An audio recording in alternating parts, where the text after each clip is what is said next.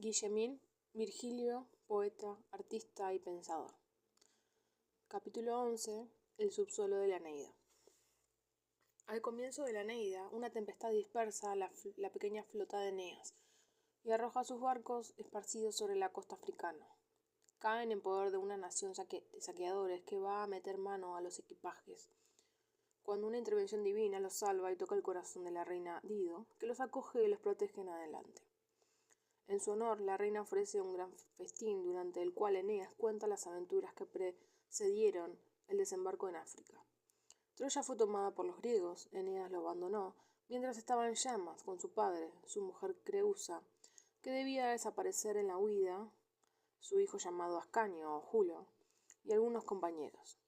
Después de construirse barcos sobre el Ida, se hicieron todos a la mar y partieron yendo de oráculo en oráculo a la búsqueda de la voluntad de los dioses.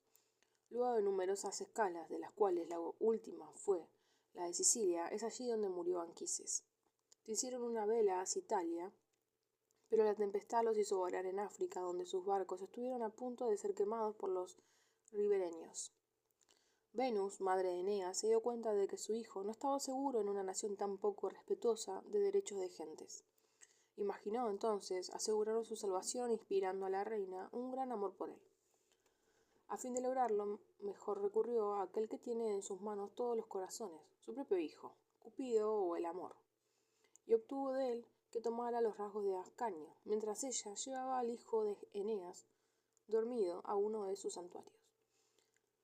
Al contacto con el niño, cuya verdadera naturaleza ella ignoraba, el corazón de la reina se inflamó y una gran pasión vino a trabar las decisiones del destino. Poco faltó para que Eneas olvidara el llamado de Roma y se aplicara a consolidar los muros de Cartago.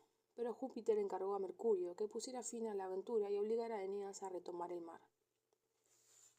Luego una nueva detención en Sicilia, donde se celebraron juegos fúnebres para el aniversario de la muerte de Anquises, la flotilla vino a abordar al oeste de Nápoles, cerca del peñasco de Cumas. Allí se elevaba un templo de Apolo, al pie del cual se abría una de las entradas de los infiernos. Alentados y guiados por la Sibila, Eneas descendió a ellos, tuvo una entrevista con la sombra de su padre, Anquises, en el campo de Elíseos, y recibió sus últimos consejos.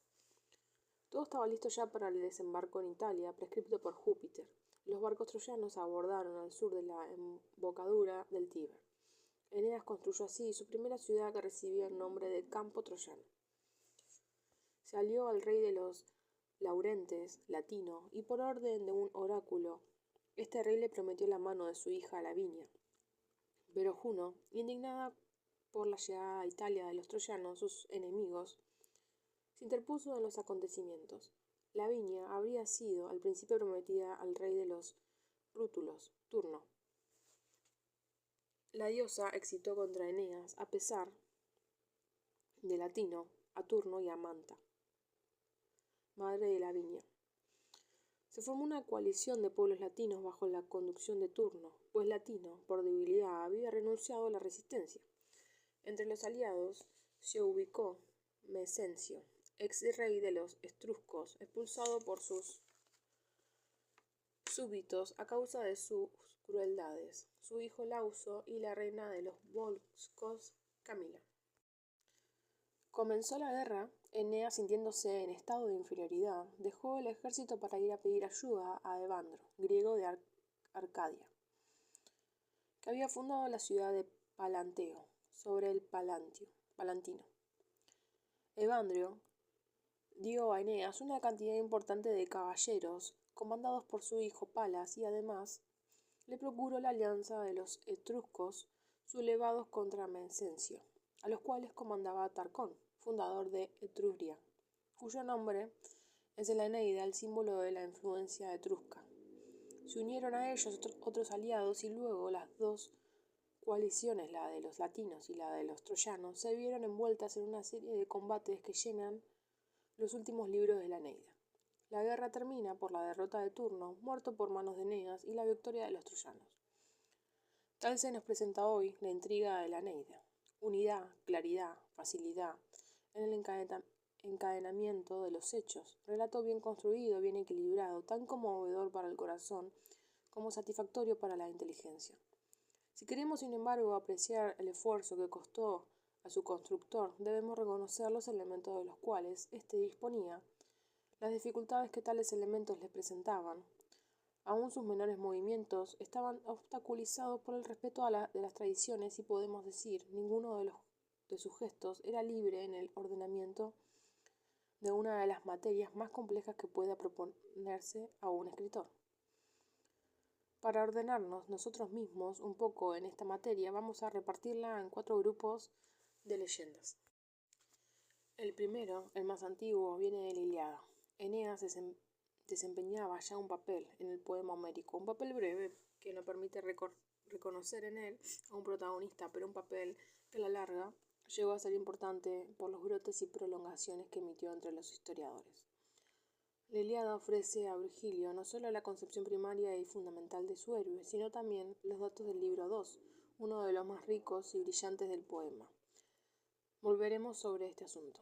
El segundo grupo es el relativo a los viajes, a los errores de Eneas, esos largos circuitos de mar en mar que han sido comparados con los de Ulises, cuando se hallaba camino a Ítaca después de la toma de Troya y vagaba extraviado por la perfidia del destino por toda la superficie del Mediterráneo.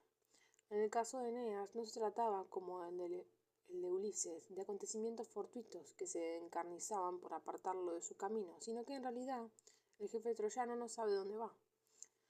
Los dioses le dieron en 3 oportunidades la orden de abandonar Troya, de llevarse a los penates y buscarle un asilo, pero mantuvieron en secreto dónde estaría ubicado ese asilo. Con algunos barcos y algunos compañeros, Eneas se hace a la vela y se arroja a las aventuras cuyo relato hace adido en el libro 3. Se deja llevar en escala, de oráculos en oráculos, interrogando en todas partes a los dioses. Este dato ofrece a Virgilio oportunidad de ubicar los incidentes de esta navegación a todo lo largo de las costas mediterráneas. En Tracia, en Delos, en Creta, en Epiro, en Sicilia. Los puntos de detención no tienen casi nada de histórico, ni aún de legendario. J. Perret, en su bien documentado libro Los orígenes de la leyenda troyana de Roma, mostró que la diplomacia contribuyó grandemente a este punto a la leyenda de Eneas, y que para halagar el orgullo romano y sacar ventaja de ello, muchas ciudades se atribuyeron el honor de conservar algún recuerdo de la visita del troyano. Virgilio condensó estas ciudades y limitó las extensiones de Eneas a las ciudades cuyo nombre recordaba el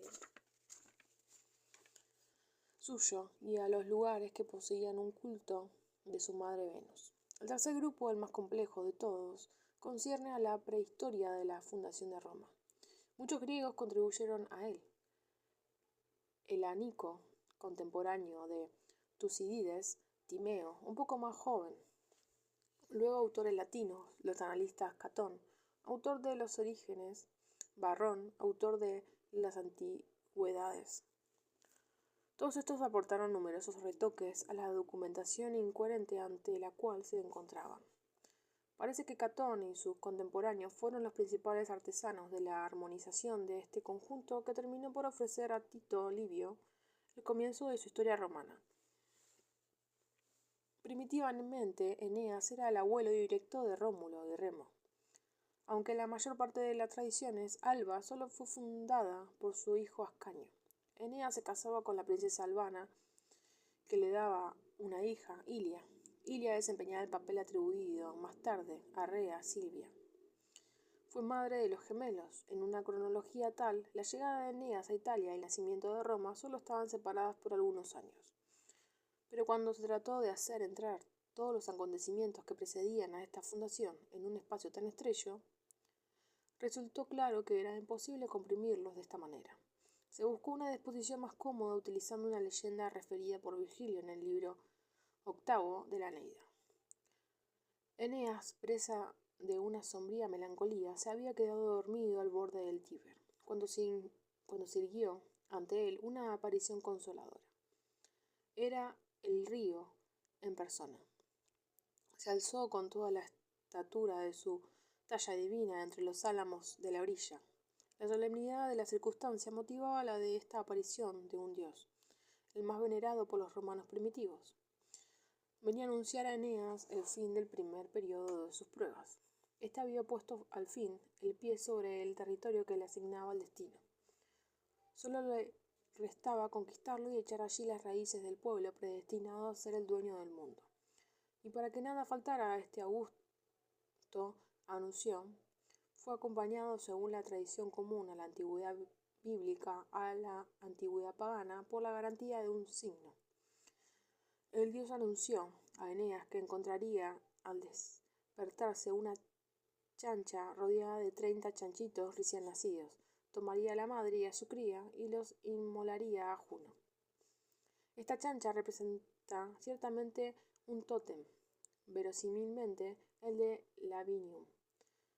Tenía 30 hijitos que al comienzo representaron de una manera muy satisfactoria a las 30 ciudades de la primera Confederación Latina, cuya sede estaba en Alba. Pero a continuación sirvieron de punto de partida a una aritmética complicada destinada a representar el tiempo transcurrido entre la llegada de Eneas a Italia y la fundación de Roma. Varrón, sin duda, evaluó en 30 años la duración que separa el reino, Eneas en Lavinium, de la fundación de Alba. Virgilio asocia a este número una oscura cifra 3, debatida por los historiadores y relativa a la duración del reino de Eneas. Fija, en fin, por su propia cuenta, en 300 años de intervalo, comprendido entre el establecimiento de los troyanos en Alba y el nacimiento de Rómulo. El reino de Eneas en Lavinium es, pues, gracias a estas ficciones, anterior en 333 años a la fundación de Roma. Estas duraciones las estableció Júpiter mismo en la importante profecía que dirige a Venus, inquieta por los destinos de su hijo. Al comienzo de la Eneida, este número no solo es misterioso, es sagrado. Forma la mitad de la gran tetrastis, por lo cual juraban los pitagóricos de ese número fatídico de 666 que se lee en el Apocalipsis de San Juan y en el cual los iniciados oían resonar la música de las esferas celestes. P. Maury, luego de interesantes investigaciones, pudo mostrar que ese número acosó el pensamiento y el alma de Virgilio. Y por ello, sin duda, quiso inscribirlo en la cabeza de la gesta romana. El cuarto grupo de leyendas refiere a las guerras que constituyen el tema de los 6 últimos libros de la Eneida. En esta parte, tanto más que en las precedentes, reinan el caos y las contradicciones. Latino se confunde a veces con Amulio. Mencencio es muerto por Eneas en la Eneida y muere en Catón por mano de Ascanio. Turno es en Virgilio rey de los rútulos, mientras que en los demás autores es Etrusco. En Virgilio la conquista de Italia terminó con la victoria de Eneas sobre Turno y en los demás prosigue después de la muerte de Eneas mismo. En suma, la materia que se ofrecía a Virgilio, aunque muy trabajada ya por los historiadores, seguía siendo todavía confusa. Tuvo que terminar el trabajo de estos y su método sufrió, en este punto, la influencia del de ellos. Tito Livio nos ofrece el ejemplo más claro de la manera de trabajar de los historiadores. Cuando se encuentra en presencia de un dato cuya versión se ha mantenido fluctuante, adopta la de que juzga mejor para su punto de vista. La promueve al mejor plano, la dramatiza y le infunde vida y movimiento. Una vez terminado su desarrollo, menciona sus fuentes y las variantes que le ofrece en un capítulo con el cual los modernos harían una nota, un excurso, un apéndice. Este cuidado testimonia una tendencia científica que aún no se halla en plena posesión de sus medios, a la cual la imprenta no había aportado las facilidades que nosotros disfrutamos en la actualidad. Aunque tal cuidado no nos sorprende en una obra histórica, es inesperado en un poema épico. Pero los romanos tenían un temperamento de historiadores. Virgilio siempre se lo ha repetido, era un erudito, uno de los antiquari a los que el amor de la ciencia y, más aún, quizás el patriotismo incitaron a escrutar el pasado. Un sentimiento complejo lo inducía pues a imitar a Tito Livio, pero con un método adaptado a la poesía y con procedimientos que hacían cuerpo con el poema. Lo hemos visto ya en el curso de las geórgicas, superar una dificultad aún mayor que esta y remitir al lector, mediante ciertas particularidades de su desarrollo, a los autores cuyas opiniones critica. Estos cuerpos extraños fundidos en una obra de arte no chocaban a los antiguos. La espráraguis o firma era corriente.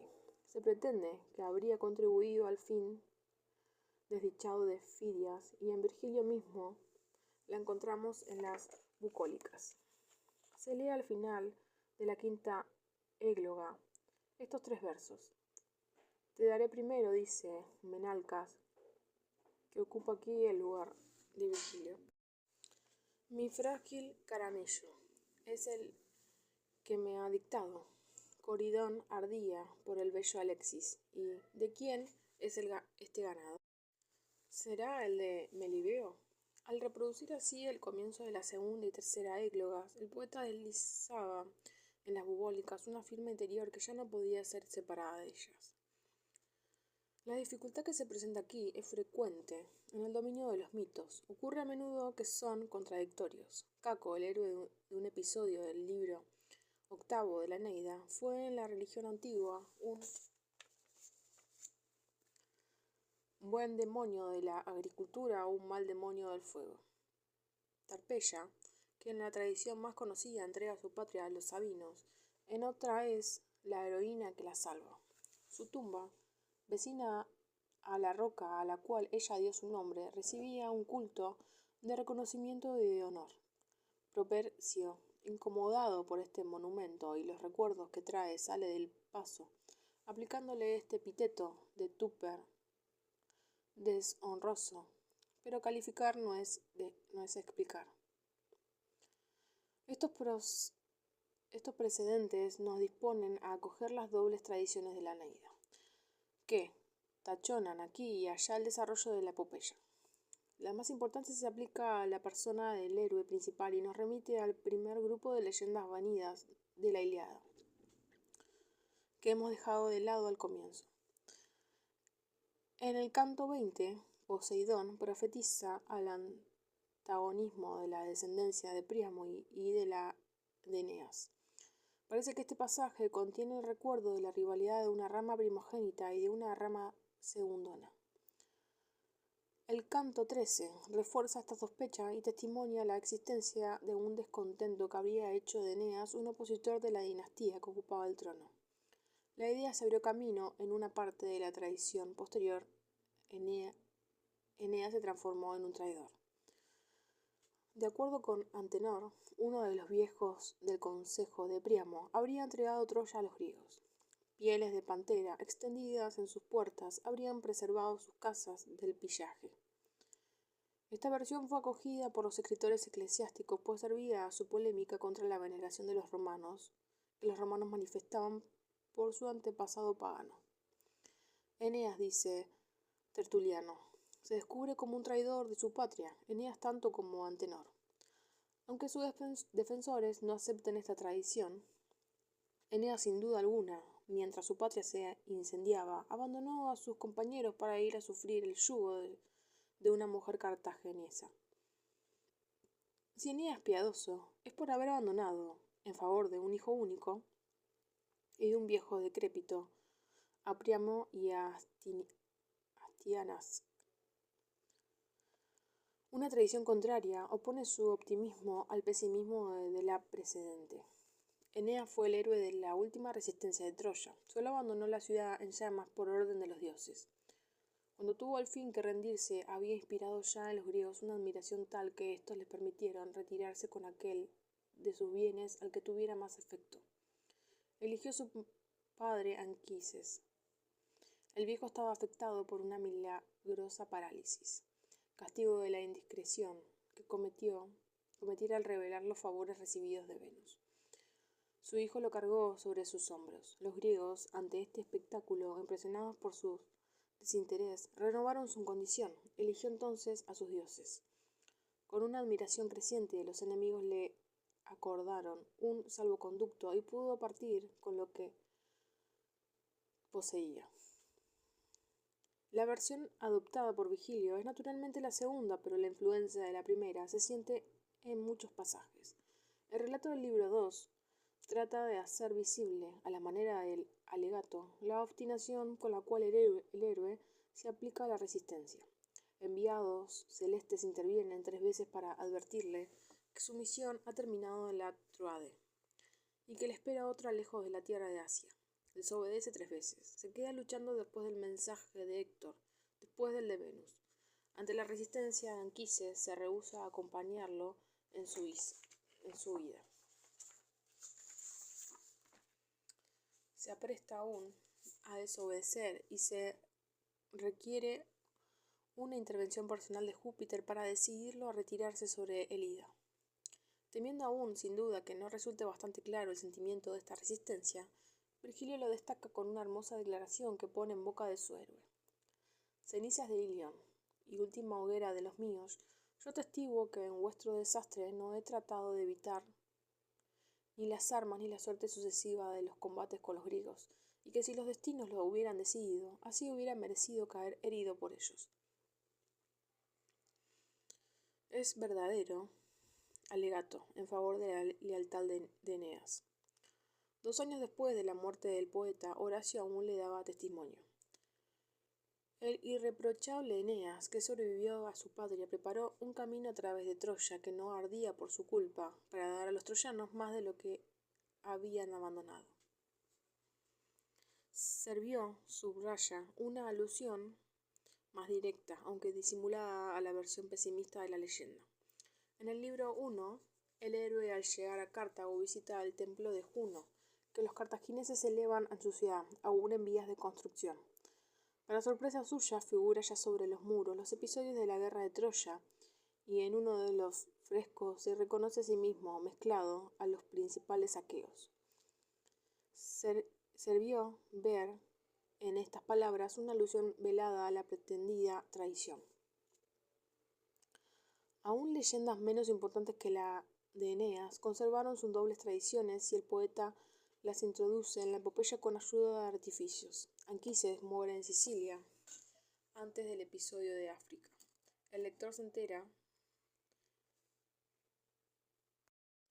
de ello al final del libro 3, pero otra versión lo hace morir en Italia y Varrón cuenta que Diomedes robó sus huesos de su sepultura para asegurarse una prenda de prosperidad.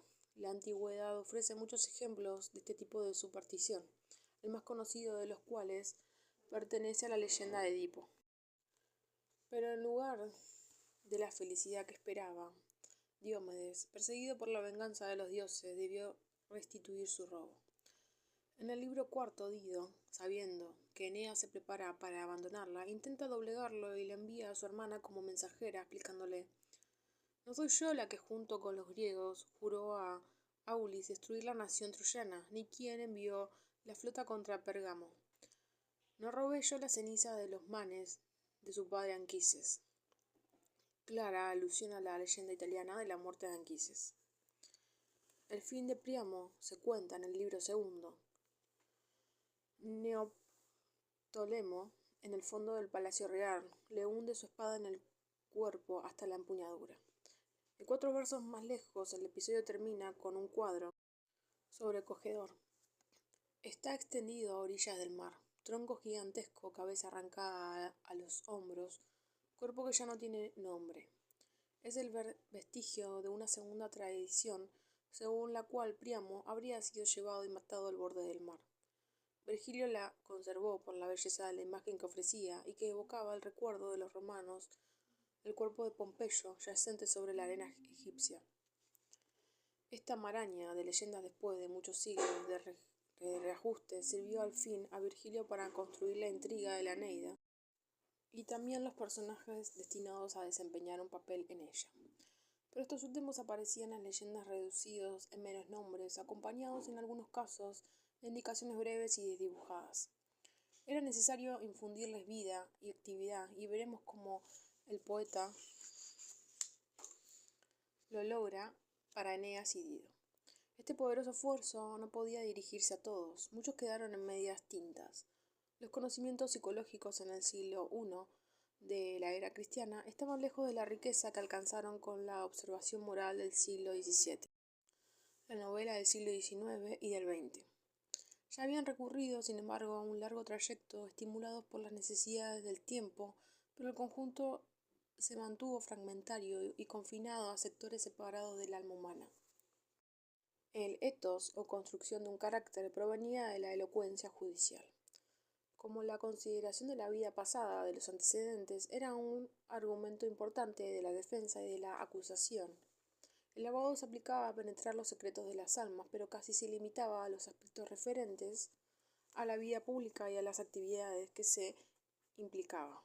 La historia había reconocido minuciosamente los resortes de la vida política.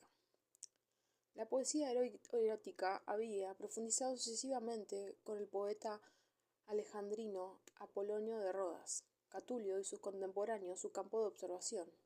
En fin, en la época de Virgilio comenzaban a practicarse esos extraños ejercicios llamados declamaciones que ocuparon un lugar tan importante en la enseñanza durante la época imperial. El alumno se iniciaba en el estudio del funcionamiento del alma humana, realizando el ejercicio consistente en ponerse en el lugar de algún gran personaje de la historia o en la leyenda, en creerse por un instante Cicerón, Aníbal o Leónidas, y en descubrir e interrogarse a sí mismo los motivos que lo habían hecho actuar.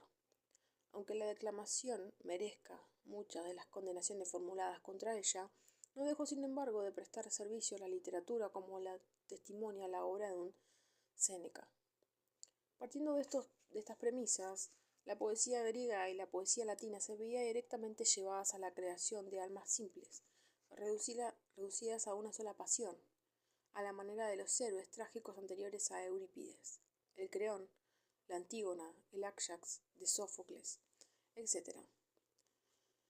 Pero se había abierto otro camino a la experiencia psicológica con los caracteres de Teofrasto y el teatro de Menandro, y luego el de Plauto. Esta corriente, brotada en su mayor parte de la escena cómica, mezcló sus ramificaciones con la de la poesía amorosa y aportó su contribución al episodio de Dido. Se debe a ella, sin duda, el hecho de que aparezcan vislumbres cómicas en ciertos puntos de la Eneida. Considerando solo el conjunto de influencias más activas sufrida por Virgilio en la construcción de un carácter, fue la de otro pasaje, uno de Aristóteles en la retórica, el otro de Horacio en el arte poética. El primero destinado a los oradores, el segundo relativo a los héroes trágicos. Tanto uno como otro muestran cuán reducidas eran aún las ambiciones. Solo se trata de la teoría de las edades, vejez, madurez y juventud, a las cuales Horacio agrega a la infancia, y con todas las observaciones que estos realizan como teóricos son mucho más avanzadas que las de Virgilio, cuya inspiración es sobre todo dramática y patética. Sus viejos, Priamo, Latino, Evandro, se caracterizan sobre todo por el debilitamiento de las fuerzas del cuerpo y del alma. A esta decadencia solo escapa Caronte, y el poeta se preocupa de hacer notar que su milagrosa frescura es la de un dios.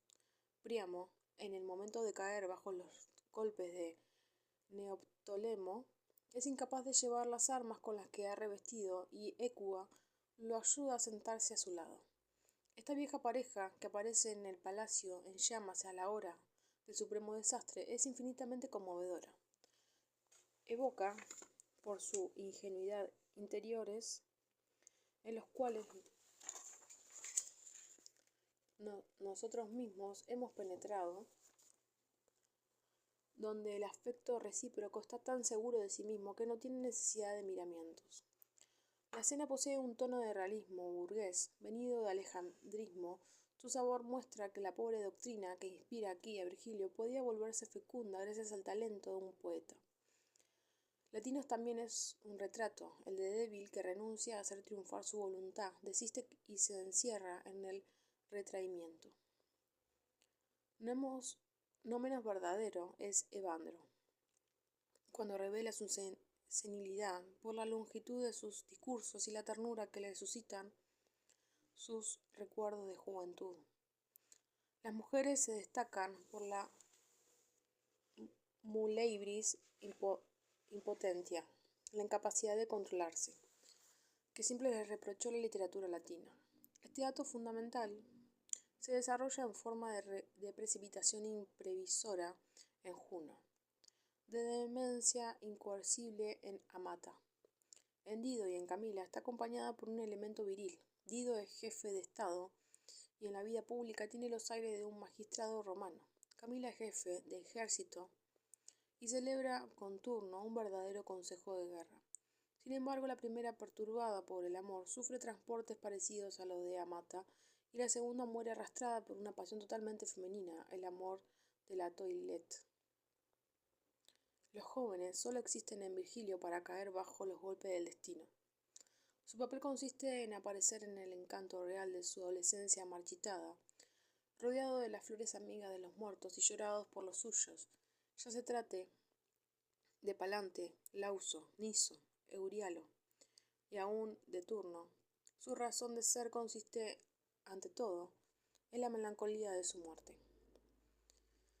Esta manera amplia y sumaria, tan diferente de la utilizada por los historiadores para tratar a sus héroes y que reaparece en Lucano, era quizás la única que armonizaba con la distancia de las leyendas. La imponía al poeta la necesidad de la perspectiva y la resignación con la cual la aceptó honra a su sentido del arte.